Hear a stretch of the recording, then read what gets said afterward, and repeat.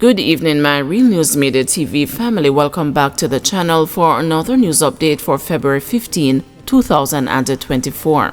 And in the news this evening, Information Minister forced to eat crow for alleged defamation.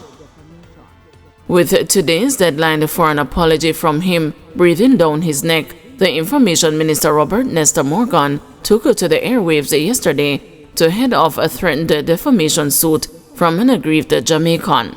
Morgan's accuser is former Federal Bureau of Investigation's Special Agent Jamaican-American attorney Wilfred Rattigan, who alleged that the Jamaican minister had suggested on an online program, Make We Talk, hosted by social media platform Chops Media, that he was dishonorably discharged from the FBI and had never served in Jamaica as claimed. Morgan was given until today by Rattigan's lawyer, Isaac Buchanan, to withdraw his comments and apologize, failing which he would face his client in the Supreme Court of Jamaica. Speaking on the same program Wednesday, Morgan said, "I have no aversion in withdrawing the comments made, as I wish to make it very clear that there was no intention to defame Mr. Rattigan. I apologize to him and his family and sincerely withdraw any comment Mr. Rattigan deemed or thought was defamatory." He said his attorney had written to Rattigan's attorney conveying his sentiments, his withdrawal of the comments and his apology. It was not the first time that Rattigan had a run-in with a minister of the current Jamaica Labour Party administration. A practicing attorney and an outspoken member of the diaspora, he has been a regular critic of the government over its handling of several issues, specifically crime, violence and corruption. Last year, he brought an unsuccessful suit in the Supreme Court to get the administration to disclose the source of the donations for the failed bid by Foreign Affairs and the Foreign Trade Minister, Minister Kamina Johnson-Smith, to be elected Commonwealth Secretary General. He has since appealed the ruling. Rattigan is also said to be disgruntled over the government's lukewarm response to his offers to help fight crime with the expertise he developed at the FBI. Despite Morgan being forced to eat crow, Rattigan indicated he intended to pursue his defamation claim. "This is not, and I want to reiterate, is not about a monetary gain. In fact, I wanted to assure all concerned that any money that may come from my action will be used to assist a student or students from a depressed community in Jamaica," he said. In a February 8 letter setting the February 15 deadline for the apology, Buchanan wrote, "The instructions of Mr. Rattigan are that on the named day, you did in your capacity as a minister without portfolio in the office of the Prime Minister with a responsibility for information, make a statement tantamount to defamation.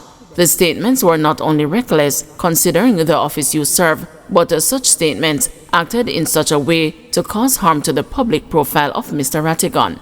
Yesterday, Morgan said that he had no intention of engaging in any court action with anyone. 2 arrested following deadly shooting in Nagahead, St. Catherine. 2 people are in police custody following the shooting death of an unidentified man in Nagahead, St. Catherine on Tuesday. Senior Superintendent Christopher Phillips, head of the St. Catherine South Police Division, has lauded the actions of the police in responding to the incident. What was good about the encounter was that there was immediate police response, and the culprit is in our custody now. At least 2 persons, and we hope to advance the investigation, very robustly. The community was most upset because that area of Nagahead, since of late, we have been seeing, some amount of calm in the Casanova area. We have to step outside the box in how we treat with this because it is destroying our country. I am calling for stronger leadership to deal with this kind of issue. There are far too many cases where persons are staying overseas and ordering hits on persons in communities, and it is destroying our country. And it must stop, and we must find a way to reach those persons and bring some of these persons to books. And I'm seeing it, and I'm speaking from experience, what is coming to me as a commander. I'm not making up any stories. I'm seeing the trends. And I'm saying that it is an issue that requires serious attention.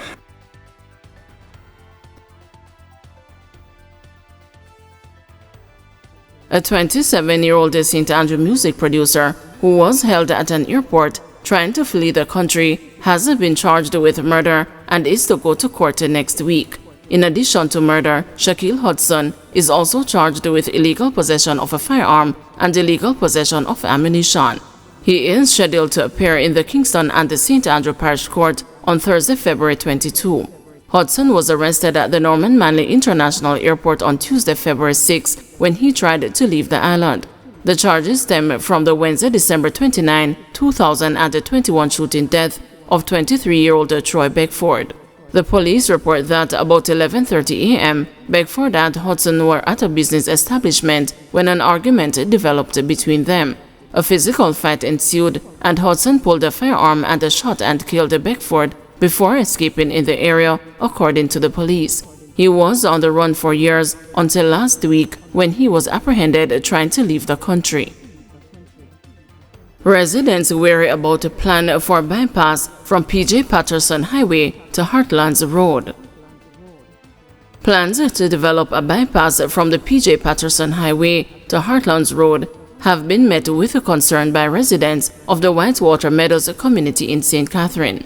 The move is being considered by the St. Catherine Municipal Corporation, National Road Operating and Constructing Company Limited, and other stakeholders in an effort to ease what they describe as a serious traffic congestion on Old Harbor Road daily.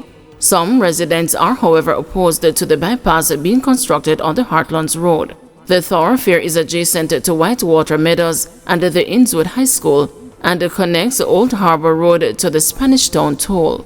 Residents say they are concerned about the possibility of flooding, among other disruptions. But the mayor of Spanish Town, Norman Scott, said he does not foresee any negative effects from the proposed road construction.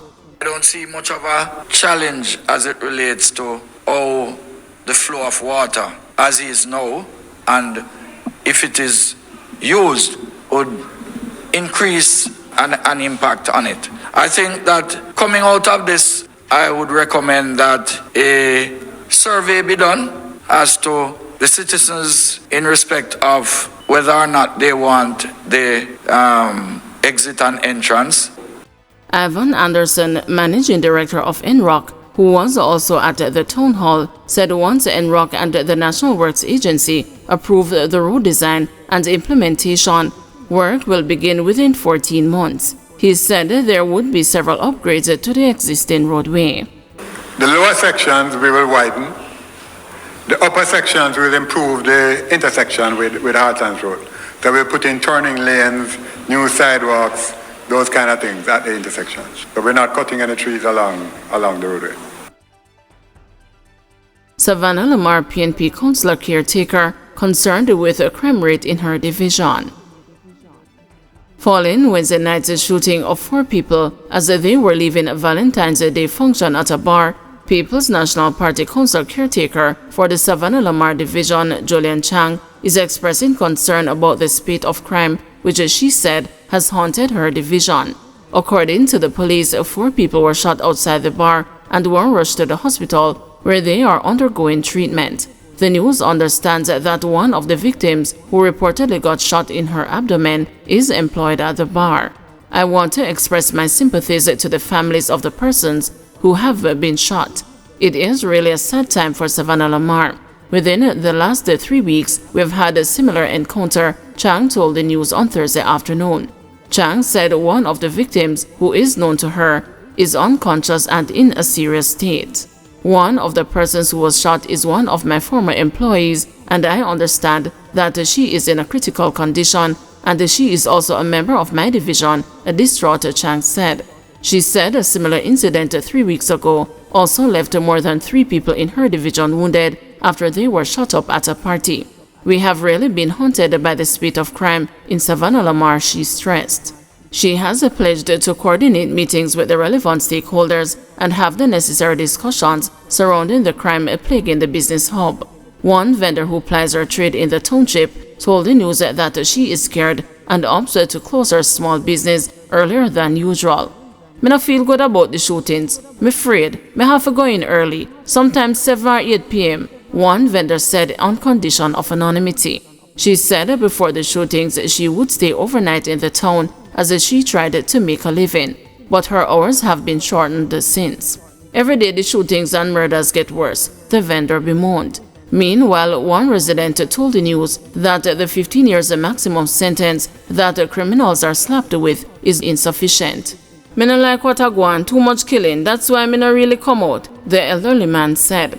He said back in his time, he could have stayed out all night but not now. It is for that reason he suggested that the government apply harsher penalties to perpetrators of crime.